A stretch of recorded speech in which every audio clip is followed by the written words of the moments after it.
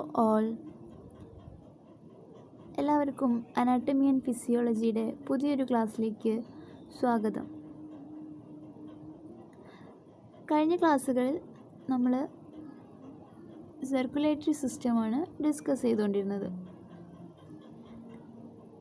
നമ്മൾ heart, blood vessels of heart, vascular system എന്നിങ്ങനെ നമ്മൾ എന്ത് ചെയ്തു, പരിചയപ്പെട്ടു. ദെൻ നമ്മൾ ഇനി പരിചയപ്പെടാൻ പോകുന്നത് കാർഡിയാക് സൈക്കിൾ. എന്താണ് കാർഡിയാക് സൈക്കിൾ? ഹൃദയത്തിൽ നടക്കുന്ന ചില പ്രവർത്തനങ്ങൾ, നിരന്തരമായി നടന്നുകൊണ്ടിരിക്കുന്ന ചില പ്രവർത്തനങ്ങൾ, അതാണ് നമ്മൾ കാർഡിയാക് സൈക്കിളിലൂടെ പരിചയപ്പെടുന്നത്. ഹാർട്ട് ബീറ്റ് എന്താണെന്ന് എല്ലാവർക്കും അറിയാവോ? എന്താണ് ഹാർട്ട് ബീറ്റ്? ഹൃദയമിടിപ്പ്. ഈ ഹൃദയമിടിപ്പ് ഉണ്ടാകുന്ന സമയത്ത് നമ്മുടെ ഹൃദയത്തിൽ ചില പ്രവർത്തനങ്ങൾ നടക്കുന്നുണ്ട്. ഈ പ്രവർത്തനങ്ങളെയാണ് നമ്മൾ കാർഡിയാക് സൈക്കിൾ എന്ന് വിളിക്കുന്നത്. ആ പ്രവർത്തനങ്ങൾ ഏതൊക്കെയാണ്, എന്തൊക്കെയാണ് എന്ന് നമുക്ക് എന്ത് ചെയ്യാം, പരിചയപ്പെടാം. Cardiac cycle: the series of events taking place in a regular manner during each heartbeat is called a cardiac cycle. During a cardiac cycle, the contraction phase is systole and relaxation phase is called diastole. പ്രധാനമായും cardiac സൈക്കിളിൽ നടക്കുന്ന രണ്ട് ഘട്ടങ്ങൾ ആണ് ഇവിടെ പറയുന്നത്. Contraction phase is systole. Contraction means സങ്കോചിക്കുക, അതായത് ചുരുങ്ങുക എന്നൊക്കെയാണ് കൺട്രാക്ഷൻ്റെ മീനിങ് എന്ന് പറയുന്നത്. അപ്പോൾ കൺട്രാക്ഷൻ ഫേസിനെ നമ്മൾ എന്ത് ചെയ്യുന്നു, സിസ്റ്റോൾ. ആൻഡ് റിലാക്സേഷൻ ഫേസ്, അതിൻ്റെ സാധാരണ സ്ഥിതിയിലേക്ക് തിരിച്ചു വരുന്നതിനെ നമ്മൾ എന്ത് വിളിക്കുന്നു, ഡയസ്റ്റോൾ എന്ന് വിളിക്കുന്നു. നിങ്ങൾക്കറിയാം, ഹാർട്ട് ബീറ്റ് ഉണ്ടാകുമ്പോൾ നിങ്ങൾ കണ്ടിട്ടുണ്ടായിരിക്കും, ഹാർട്ട് ബീറ്റ് ഉണ്ടാകുന്ന സമയത്ത് ഹൃദയത്തിന് എന്താണ് സംഭവിക്കുന്നത്? അത് ചുരുങ്ങുകയും വികസിക്കുകയും ചെയ്യുന്നു. വികസിക്കുന്നതല്ല, അതിൻ്റെ നോർമൽ സ്റ്റേറ്റിലേക്ക് എന്ത് ചെയ്യുന്നു, തിരികെ വരുന്നു. സോ അങ്ങനെ ഹാർട്ട് കൺട്രാക്ട് ചെയ്യുന്ന ഫേസിനെ നമ്മൾ സിസ്റ്റോൾ എന്നും, റിലാക്സ് ചെയ്യുന്നതിൻ്റെ സാധാ സ്ഥിതിയിലേക്ക് തിരിച്ചു വരുന്നതിനെ ഡയസ്റ്റോൾ എന്നും പറയുന്നു. The main events of the cardiac cycle are atrial systole, atrial diastole, ventricular systole and ventricular diastole. Cardiac സൈക്കിളിൽ നടക്കുന്ന പ്രധാന ഇവൻറ്റുകളാണ് atrial systole, atrial diastole, ventricular systole and ventricular diastole. ഇനി നമുക്ക് കാർഡിയാക് സൈക്കിളിൽ നടക്കുന്ന പ്രവർത്തനങ്ങൾ എങ്ങനെയൊക്കെയാണെന്ന് നോക്കാം. എന്തൊക്കെയാണ് ഈ ഓരോ ഡയസ്റ്റോളിലും സിസ്റ്റോളിലും ഇടയ്ക്ക് എന്തൊക്കെയാണ് നടക്കുന്നത് എന്ന് ചെയ്യാം, പരിചയപ്പെടാം. The cardiac cycle starts with atrial systole, which is followed closely by ventricular systole. നമ്മുടെ കാർഡിയാക് സൈക്കിൾ സ്റ്റാർട്ട് ചെയ്യുന്നത് ഏട്രിയൽ സിസ്റ്റോളിൽ നിന്നാണ്. ഏട്രിയൽ സിസ്റ്റോൾ വഴിയാണ് എന്ത് ചെയ്യുന്നത്, നമ്മുടെ കാർഡിയാക് സൈക്കിൾ സ്റ്റാർട്ട് ചെയ്യുന്നത്. ഇതിനെ തുടർന്ന് എന്ത് സംഭവിക്കുന്നു, ഈ ഏട്രിയൽ സിസ്റ്റോളിന് ശേഷം വെൻട്രിക്കുലാർ സിസ്റ്റോൾ നടക്കുന്നു. After the completion of atrial systole, the atria enters the diastolic phase, which take place simultaneously with the ventricular systole. Atrial systole complete ചെയ്തതിന് ശേഷം atria enters the diastolic phase. എന്ത് ചെയ്യുന്നു, atrium diastolic ഫേസിലോട്ട് വരുന്നു. Atrial systole ഫേസിൽ നിന്നും atrial diastolic ഫേസിലോട്ട് വരുന്നു. അതായത് first എന്ത് ചെയ്യുന്നു, ഏട്രിയം സിസ്റ്റോൾ കൺട്രാക്ട് ചെയ്യുന്നു, അതിനുശേഷം റിലാക്സേഷൻ ഫേസിലേക്ക് തിരിച്ചു വരുന്നു. Which take place simultaneously with the ventricular systole. ഇതേ സമയത്ത് ഏട്രിയം ഡയസ്റ്റോളിക് ഫേസിൽ എത്തുന്ന സമയത്ത് എന്ത് ചെയ്യുന്നു, വെൻട്രിക്കുലാർ സിസ്റ്റോൾ സ്റ്റാർട്ട് ചെയ്യുന്നു. Ventricular systole is followed by diastole of ventricles. ഈ വെൻട്രിക്കുലാർ സിസ്റ്റോളിനെ തുടർന്ന് പിന്നെ വരുന്ന സ്റ്റെപ്പാണ് ഡയസ്റ്റോൾ ഓഫ് വെൻട്രിക്കിൾസിൻ്റെ diastole phase. Okay. The right and left atria contract simultaneously, pumping blood into the corresponding ventricles. നമുക്കറിയാം, നമ്മുടെ ശരീരത്തിലെ വിവിധ ഭാഗങ്ങളിൽ നിന്നും ഇംപ്യൂർ ബ്ലഡിനെ ഹാർട്ടിലെത്തിക്കുന്നത് ആരാണ്? Vena cava, superior and inferior vena cava. എവിടെയാണ് എത്തിക്കുന്നത്? ഹാർട്ടിൻ്റെ ഏത് ചേമ്പറിലാണ്? Right atrium. സോ ബ്ലഡ് എത്തുന്നത് എവിടേക്കാണ്? റൈറ്റ് ഏട്രിയത്തിലോട്ട്. ഇതുപോലെ ലങ്സിൽ പോയിട്ട് ഓക്സിജനേറ്റഡ് ബ്ലഡ് എത്തുന്നത് ലെഫ്റ്റ് ഏട്രിയത്തിലേക്കുമാണ്. ഓക്കെ. ഇവിടെയാണ് നമ്മുടെ ഏട്രിയൽ സിസ്റ്റോൾ സ്റ്റാർട്ട് ചെയ്യുന്നത്. ഏട്രിയത്തിൽ ബ്ലഡ് ഫില്ല് ചെയ്യുന്ന സമയത്ത് എന്ത് ചെയ്യും? ഏട്രിയത്തിൽ നിന്നും ബ്ലഡിനെ വെൻട്രിക്കിളിലേക്ക് പമ്പ് ചെയ്യിക്കും.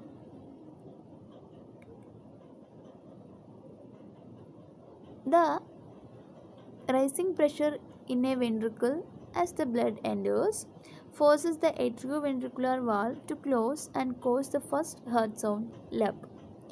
ഇങ്ങനെ ഏട്രിയത്തിൽ നിന്നും വെൻട്രിക്കിളിലേക്ക് ബ്ലഡിനെ പമ്പ് ചെയ്യുന്ന സമയത്ത് വെൻട്രിക്കിളിൽ എന്ത് ചെയ്യും? ഒരു പ്രഷർ ഇൻക്രീസ് ചെയ്യും, മർദ്ദം കൂടും.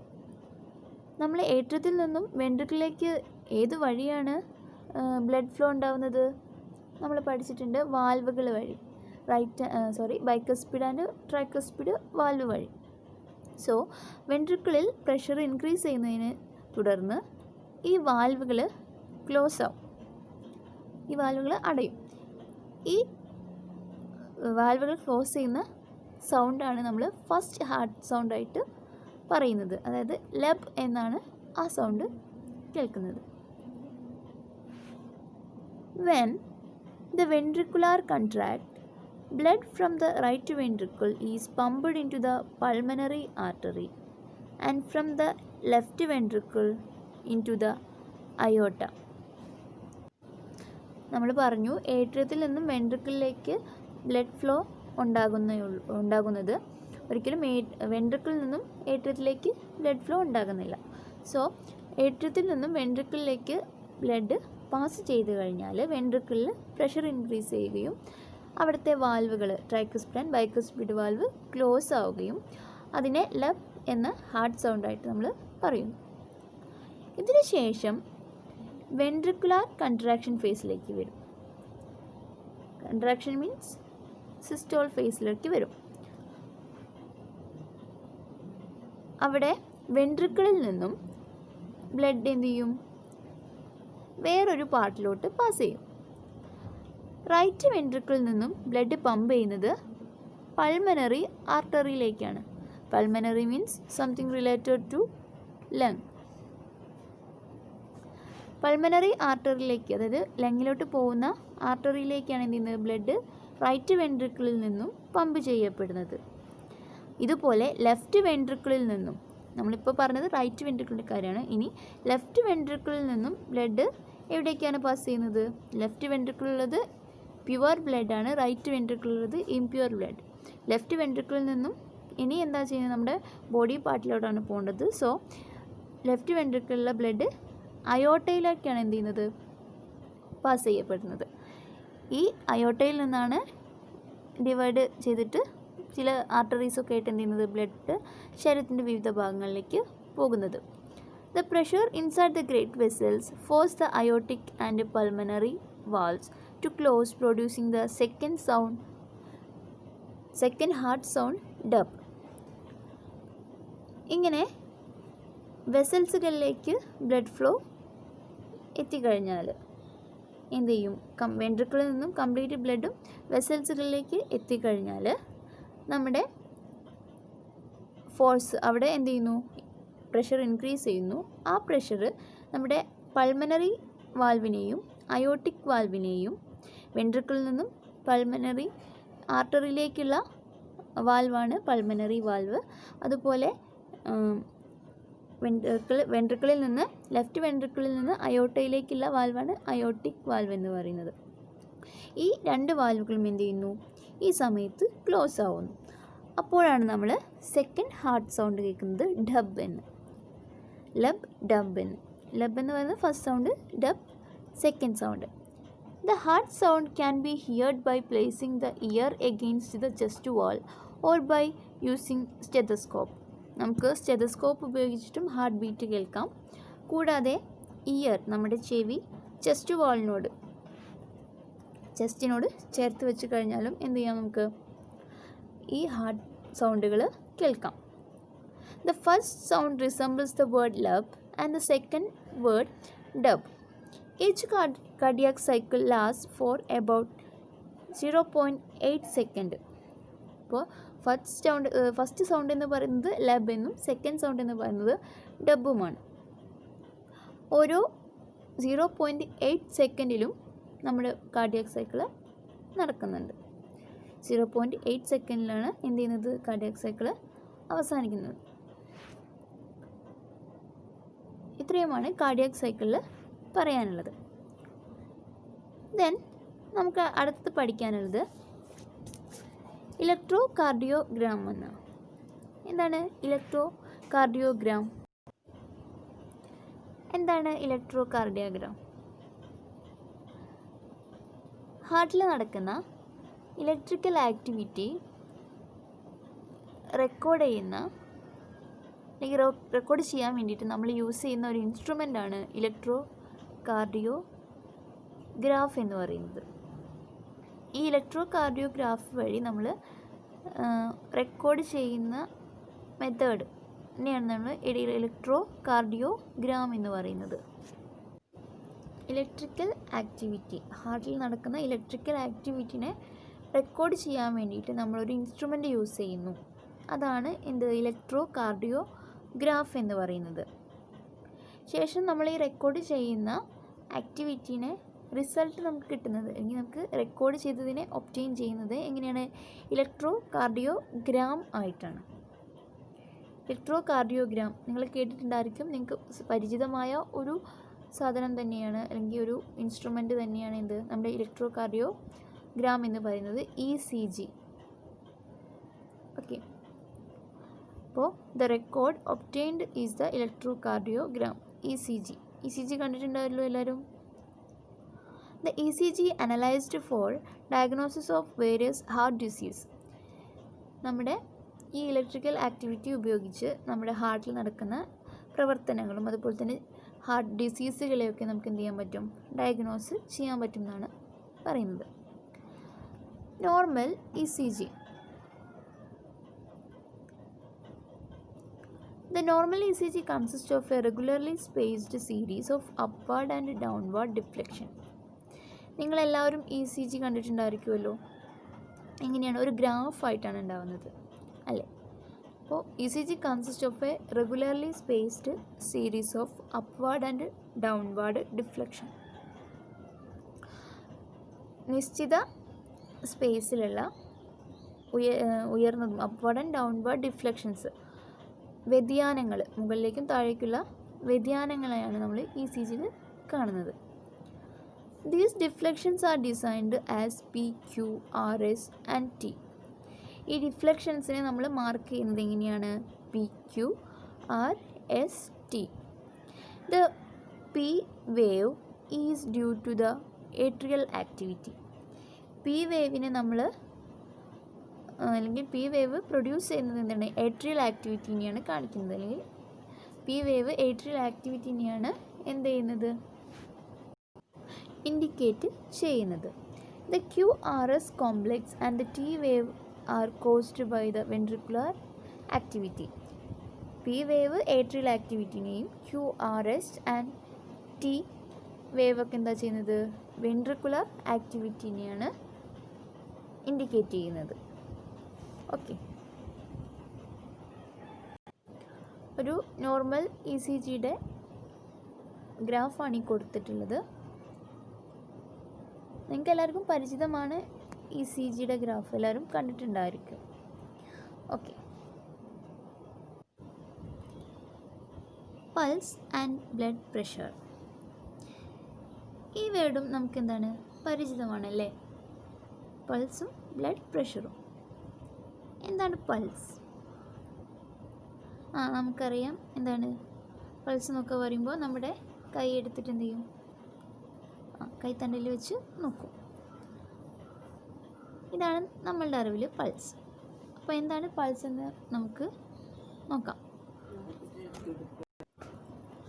Pulse is defined as the alternate expansion and recoil of an artery.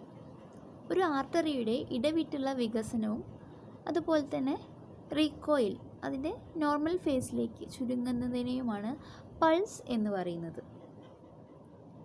The pulse is caused by the intermittent injection of blood from the heart into the aorta. Pulse ഉണ്ടാകുന്നത് ഇടയ്ക്കിടയ്ക്ക് ഹാർട്ടിൽ നിന്നും അയോർട്ടയിലേക്കുള്ള ബ്ലഡിൻ്റെ injection മൂലമാണ്, അതായത് blood flow മൂലമാണ്. Pulse ഉണ്ടാകുന്നത് അയോർട്ടയിലേക്ക് ഹാർട്ടിൽ നിന്നും blood flow ഉണ്ടാകുന്നത് മൂലമാണ്. The elasticity of an arterial walls allows them to expand with the each injection of blood and the recoil. Hence, it coincides with the heartbeat. നമ്മുടെ arterial വാളുകൾക്ക്, ആർട്ടറീസിൻ്റെ ഭിത്തികൾക്ക് ഒരു കഴിവുണ്ട്, അതായത് elasticity. എന്താ ഇലാസ്റ്റിക് എന്ന് പറയുന്നത്? നമ്മൾ വലിച്ചു നീട്ടുമ്പോൾ എത്രത്തോളം വലിച്ചു നീട്ടാനും അതുപോലെ തന്നെ അതിൻ്റെ പൂർവ്വസ്ഥിതിയിലേക്ക്, സാധാസ്ഥിതിയിലേക്ക്, അതിൻ്റെ നോർമൽ സ്റ്റേറ്റിലേക്ക് തിരിച്ചു വരാനുള്ള കഴിവ് എന്തിനുണ്ട്? ആർട്ടീരിയൽ വാൾസിനുണ്ട്. ഇലാസ്റ്റിസിറ്റി മൂലമാണ് അത് സാധിക്കുന്നത്. സോ ഈ ഇലാസ്റ്റിസിറ്റി മൂലം ഓരോ ബ്ലഡ് ഇഞ്ചക്ഷനിലും ഇവയ്ക്ക് എക്സ്പാൻഡ് ചെയ്യാനും റീകോയിൽ ചെയ്യാനും കഴിയുന്നുണ്ട്. ഇലാസ്റ്റിസിറ്റി എന്ന് പറയുന്നത് ആർട്ടീരിയൽ വാൾസിൻ്റെ ഭിത്തിയിൽ, ആർട്ടറിയുടെ ഭിത്തിയിൽ കാണപ്പെടുന്നൊരു പ്രത്യേകതയാണ്. അതായത് വലിച്ചു നീട്ടാനും അതുപോലെ തന്നെ ചുരുങ്ങാനുമുള്ളതിൻ്റെ ഒരു കഴിവ്. ഈ ഇലാസ്റ്റിസിറ്റി മൂലമാണ് എന്ത് ചെയ്യുന്നത്? ഓരോ ബ്ലഡ് ഇഞ്ചക്ഷനിലും, ബ്ലഡ് ഫ്ലോ ഉണ്ടാകുമ്പോഴും ഇവ എക്സ്പാൻഡ് ചെയ്യാനും റീകോയിൽ ചെയ്യാനും ഇവയെ സഹായിക്കുന്നത്. It can be measured by placing a finger tip over a superficial artery like radial artery. നമുക്ക് പൾസ് മെഷർ ചെയ്യാൻ വേണ്ടിയിട്ട് എന്ത് ചെയ്യാം? ഫിംഗർ ടിപ്പ് ഒരു സൂപ്പർഫിഷ്യൽ ആർട്ടറിയുടെ മുകളിൽ എന്ത് ചെയ്യാം? പ്ലേസ് ചെയ്താൽ മതി. അത് നമ്മൾ സൂപ്പർഫിഷ്യൽ ആർട്ടറി എന്ന് പറയുന്നത് radial artery. Okay. The normal pulse rate is 72 per minute. Normal pulse rate എന്ന് പറയുന്നത് 72 per minute. മിനിറ്റിൽ 72 തവണയാണ് പൾസ് റേറ്റ് നോർമലായിട്ട് പറയുന്നത്. സോ ഇത്രയുമാണ് ഇന്നത്തെ ക്ലാസ്സിലുള്ളത്. എല്ലാവർക്കും താങ്ക് യു.